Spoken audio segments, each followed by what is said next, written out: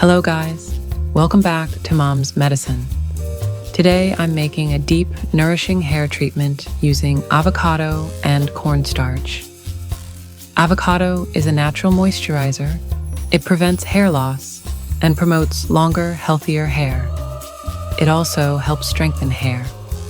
Cornstarch helps alleviate itching and discomfort, promoting a healthier scalp environment conducive to hair growth. Cornstarch also contains essential nutrients like vitamins and minerals that nourish the hair. To use this treatment, I'm going to add 1 tablespoon of coconut oil and 1 tablespoon of eucalyptus oil. Apply to hair 30 to 40 minutes before you shampoo with shower cap for best results.